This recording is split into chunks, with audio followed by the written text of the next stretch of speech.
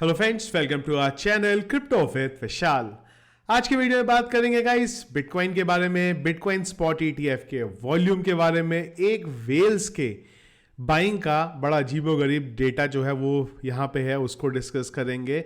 OKX के बारे में बात करेंगे, इंडिया से जा रहा है, लेकिन कुछ एक्सचेंजेस से जब मेरी बात हुई तो वहाँ से एक इंपॉर्टेंट इंफॉर्मेशन मिली है OKX की, उसको डिस्कस करेंगे और बात करेंगे मेरी ऑल्ट कॉइन्स की क्या एग्जिट स्ट्रेटेजी है जिसको मैं इस बार यहां पे यूज करने वाला हूं। तो सबसे पहले चलते हैं एक बार क्रिप्टो एनालिसिस के वेबसाइट पे। मार्केट कैप 0.6% अप है, 2.52 ट्रिलियन मार्केट कैप अभी चल रही है। वॉल्यूम के बारे में बात करें 27.5% वॉल्यूम डाउन है।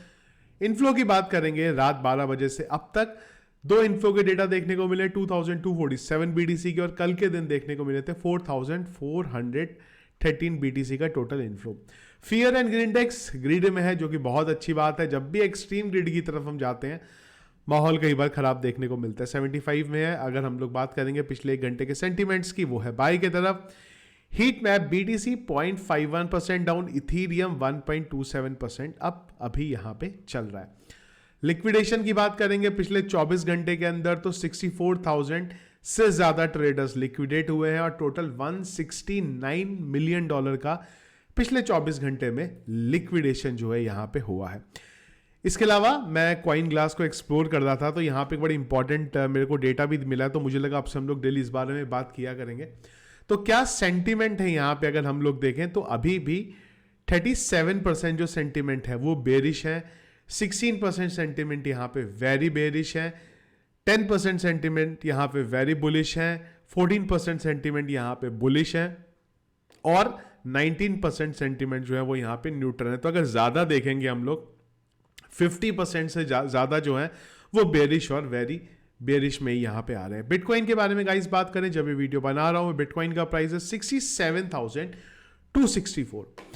कल भी मैंने आप लोगों को बताया था जब तक 69,000 का लेवल हम ब्रेक नहीं करेंगे, हम अभी भी उसी जोन में है जहां पे पहले थे।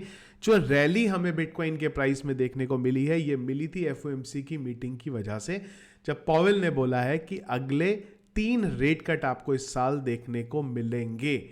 मिल सकते हैं, नहीं मिलेंगे बोला, जैसी अपडेट आया मार्केट ने अप ले लिया।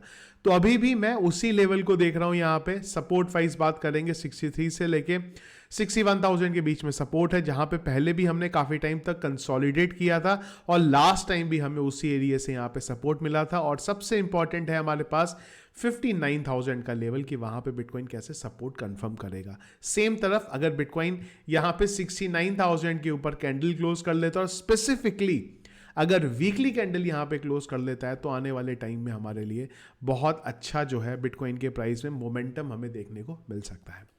इसके अलावा एक इंटरेस्टिंग चीज जो लगातार चल रही है वो चल रही है यहां पे ETF की तरफ से। लगातार चौथा दिन है ऐसा जब ग्रे स्केल की जो सेलिंग है वो ज्यादा हो रही है और जो इंस्टीट्यूशंस है बाकी की उनकी बाइंग कम हो रही है। कल के दिन में भी अगर हम लोग बताएं, ब्लैक रॉक का फिर भी थोड़ा वॉल्यूम था, पर बाकियों का वॉल्यूम बहुत घट गया है यहां पे। लगातार चौथा दिन जब ब्लैक रॉक ने बाई किया है यहां पे 3,577 BTC, पर उसके अलावा सब के यहां पे कम है और अकेला ग्रे स्केल जिसने सेल आउट किया है 5,500 BTC। ओवरऑल अगर आप नेट देखेंगे तो यहां पे नेगेटिव रहा है 1,445 BTC का।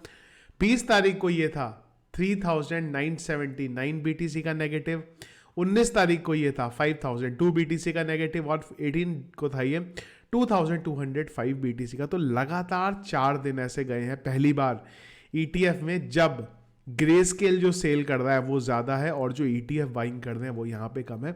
और एक बड़ी इंटरेस्टिंग चीज और यहां देखने को मिली है, ये हमारे मिस्टर 100 वेल 22 तारीख को इन्होंने फिर 1 2 3 4 5 6 7 मिस्टर 100 क्यों नाम है इस वेल का, क्योंकि हर बार ये 100 से ज्यादा BTC बाई करता है। 22 तारीख को 1 2 3 4 5 6 7 बार इन्होंने BTC अब तक बाई करे हैं। और इंटरेस्टिंग चीज इसमें यह है कि जब बिटकॉइन 60,000 के नियर अबाउट था या 61,000 के नियर अबाउट था, तब इनकी तरफ से अगर आप देखो तो बाइंग नहीं हुई है। 65,000 65,000 65,000 65,000 65,000 इवन जब मार्केट थोड़ा नीचे की तरफ था यानी कि 20 तारीख की नियर अबाउट, तब इन्होंने यहां पे बाइंग ही नहीं करी है। तो बड़ा इंटरेस्टिंग है ये कि वेल जब मार्केट ऊपर चला जा रहा है तब बाय कर रही है, पर जब नीचे है मार्केट 60,000 पे है तब ये बाय नहीं कर रहे हैं। 22 तारीख को बाय हुआ, 21 को बाय हुआ, 17 को बाय हुआ, 15 को बाय हुआ, 15 को लगातार बाय हुआ, 14 को लगातार बाय है, 13 को बाई किया, 12 को बाई किया, 11 को बाई किया, पर जब मार्केट क्रैश हुआ नीचे आया तब इस वेल ने बाई नहीं करा। तो बहुत ना अजीबोगरीब वाली चीजें चल रही है वेल्स की, क्योंकि ये नॉर्मली तब बाई करते हैं जब मार्केट डिप में होता है, पर ये वेल्स डिप में बाई नहीं करती, जब मार्केट पंप हो जाता है तब इसको बाई करती है। ये दो चीजें बड़ी इंटरेस्टिंग चल रही हैं कि बाकी ETF एक तो क्यों बाय नहीं कर रहे हैं यहाँ पे, और मिस्टर 100 वेल हमेशा क्यों जब मार्केट ऊपर होता है तब ये यहाँ पे बाय करती है। तो इन सब चीजों के बेस पे, और जैसा कि मैंने आपको बताया, क्या यहाँ से आप मार्केट नीचे नहीं जाएगा, क्या मार्केट ऊपर जाएगा, ये जब तक हमारे ये लेवल नहीं टूटते तब तक हम इस बारे में फिलहाल नहीं बोल सकते यहाँ पे। इसके अलावा OKX के बारे में बात करेंगे। मैंने कल ही वीडियो बना दिया था आपको, जैसी अपडेट आया था कि OKX इंडिया से टर्मिनेट कर रहा है, 30 अप्रैल तक की डेट है, वहां तक सब ठीक है, उसके बारे में बार बार बात करके कोई मतलब नहीं है। इंपॉर्टेंट चीज़ ये है, ये जब अपडेट आया इसके बाद मेरी ना 2 एक्सचेंजेस के साथ बात हुई है। मैं एक्सचेंजेस का नाम आपको नहीं बता सकता, क्योंकि प्रॉब्लम ये होती है ना कि अगर एक्सचेंजेस का नाम बताना शुरू कर दिया तो वो एक्सचेंजेस कल को बोलना शुरू हो जाते हैं कि यार आप हमारी हर चीज़ बाहर बोल देते हो, वो भी नाम के साथ। तो कोई अपना नाम यहाँ पे बताना नहीं चाहता, इसलिए हम भी उसका नाम कवर नहीं करते। 2 एक्सचेंजेस से मेरी बात हुई, दोनों ने ये चीज़ बोली मुझे कि OKX का जो टर्मिनेशन हुआ है इंडिया से, ये जा रहा है, ये बहुत बड़ा अपडेट है, और हमारे एक्सचेंजेस भी इस बारे में देखते हैं। और ये वही उसी में से 2 एक्सचेंजेस हैं जिनको नोटिस यहाँ पे आया हुआ है FIO की तरफ से। पर एक ने मेरे को बड़ी इंटरेस्टिंग चीज़ यहाँ पे बोली कि ये OKX जो इंडिया से जा रहा है ना, इसको आप खाली ये चीज़ मत समझो कि OKX एक्चुअल में इंडिया से जा रहा है। उन्होंने एक इंटरेस्टिंग चीज़ ये बताई कि ये भी हो सकता है कि OKX की FIO के साथ यहाँ पे बात चल रही हो, और OKX यहाँ पे सेफर साइड में जाना चाह रहा हो कि मेरे पे आगे कोई बात ना आए, इसलिए फिलहाल मैं अपडेट डाल देता हूं कि हम इंडिया से जा रहे हैं। पर जैसे ही FIO में उसका रजिस्ट्रेशन हो जाएगा उसके बाद वो यहाँ पे वापस आ जाएगा। उन्होंने एक चीज़ ये भी बोली कि जो एक्सचेंजेस हैं उनमें OKX एक ऐसा एक्सचेंज है जो बहुत हद तक कंप्लायंस को फॉलो करता है, तो उस वजह से ये इतना इजी नहीं होगा, OKX इतनी आसानी से निकल जाएगा। डेफिनेटली अंदर कहीं ना कहीं ये बात चल रही होगी। तो ये पॉइंट मैंने कल के वीडियो में कवर नहीं करा था, इसलिए इस पॉइंट को भी मैंने आज यहाँ पे कवर कर लिया। बात आ जाती है कि मेरी क्या यहाँ पे एग्जिट स्ट्रेटेजी रहती है। तो पहला तो ना कई यूजर्स का क्वेश्चन आता है कि क्या प्रॉफिट बुक करना चाहिए। तो देखो यार, मैं आपको ना 2 एग्जाम्पल देता हूँ पहले, उसके बाद समझते हैं बुक करना चाहिए नहीं करना चाहिए। देखो 2015 में मैंने पहली बार बिटकॉइन खरीदा, वो बिटकॉइन मैंने आज तक सेल आउट नहीं करे हैं। अगर मैं प्रॉफिट लेने की बात करता, बिटकॉइन ऊपर गया मैं बेच देता, पर दिक्कत यह है कि जब बिटकॉइन नीचे आएगा उस टाइम पे आप क्या सोचते हो कि मार्केट और नीचे जाने वाला है, और नीचे जाने वाला है, और नीचे जाने वाला है, और वो कब बॉटम पकड़ के रिवर्सल ले लेता है आपको पता ही नहीं चलता। इस वजह से मैंने उसे सेल आउट नहीं किया, और आज मुझे लगता है मैंने बहुत अच्छा डिसीजन लाइफ का लिया कि उसको आज तक सेल आउट ही नहीं करा। उस टाइम पे रेट शायद $380 या कुछ $340 हुआ करता था बिटकॉइन का प्राइस। अब सेम टाइम पे इसके ऑपोजिट में आप लोगों को बताता हूँ, क्योंकि ये पब्लिकली बात है, सबको पता है, इसलिए अब ये वाला एग्जांपल ऐड करना। डॉज कॉइन को हमने 2021 में 21 या 22, मुझे एग्जैक्ट साल याद नहीं आ रहा, जब मैंने लाइव बाई किया था, $12,000 के डॉज कॉइन बाई किए थे। 2 दिन बाद ही $12,000 के मुझे $15,000 मिल रहे थे, पर हमने उसको सेल आउट नहीं किया। उसके बाद मार्केट क्रैश हो गया, वो $12,000 का प्राइस $3,000 पहुंच गया, और अब कुछ $7-8,000 चल रहा है। तो अगर आप बिटकॉइन वाला एग्जाम्पल देखते हो तो बहुत अच्छा रहा, पर आप डॉज कॉइन वाला एग्जाम्पल देखते हो तो वो नेगेटिव रहा।